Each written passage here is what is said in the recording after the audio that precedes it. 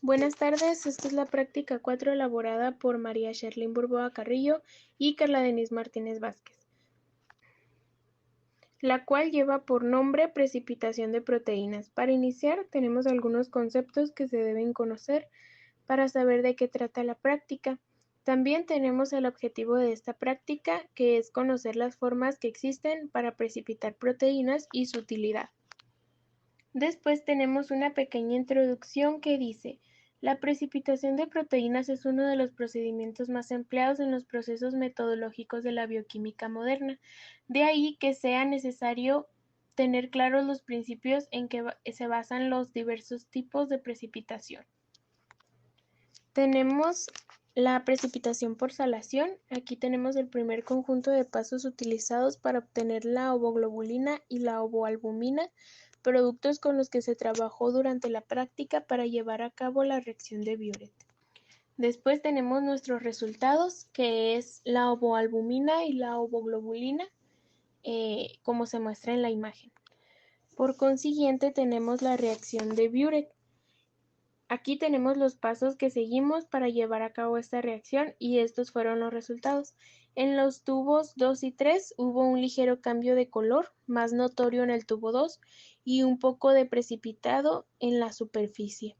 En el tubo 1 no hubo cambio alguno. En nuestra última secuencia de pasos para la precipitación de solventes orgánicos, no se notó ningún cambio en ninguna de nuestras pruebas. Como discusión tenemos que toda la práctica fue eficiente solo en la parte de precipitación por salación, que al momento de agregar el cloruro de sodio lo pusimos en la ovoglobulina, lo cual pensamos que afectaría a nuestros resultados, pero no fue así. Ya agregando el cloruro de sodio a la ovoalbumina y al terminar esta parte sí se obtuvo el resultado buscado, así que en la prueba de Biuret al igual se obtuvo cambios en los tubos 2 y 3 y en el tubo 1 no ocurrió ninguna reacción que nos indique positivo. En la parte de la conclusión tenemos que el desarrollo de esta práctica realizada se procedió a aplicar los principales métodos que se usan en el laboratorio para precipitar proteínas y de esta forma saber en qué cantidades se encuentran presentes, ya sea en alguna solución determinada. Además, es importante saber que las proteínas se pueden precipitar mediante un agente precipitante de carga opuesta a la de las proteínas. Esto se requiere que el pH de la solución debe ser controlado de tal modo que la proteína quede en el lado ácido o básico de su punto isoeléctrico. Por último tenemos nuestro cuestionario que dice la pregunta 1: ¿cuál es en general la solubilidad de las proteínas globulares y a qué se debe su solubilidad?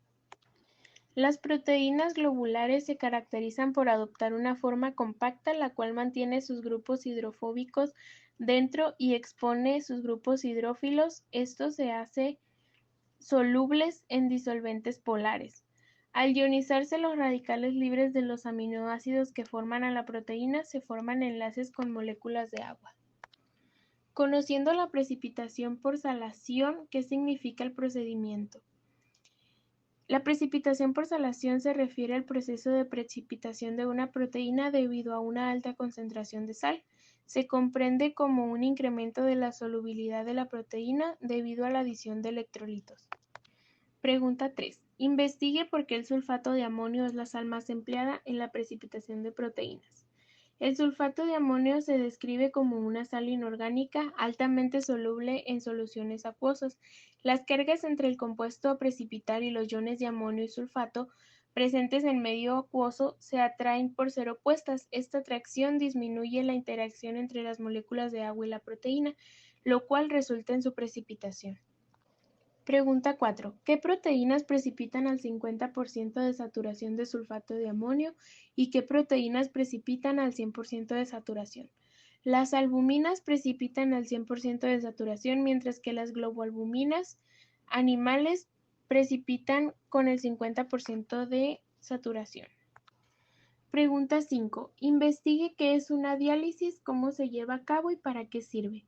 En química, diálisis se comprende como el proceso en el cual se separan moléculas en solución. Esta separación puede obtenerse mediante la diferencia de sus índices de difusión por una membrana, semipermeable a escala pequeña. Este proceso se puede realizar utilizando un saco de diálisis que contiene la solución problema dentro de un recipiente con agua o disolvente de preferencia.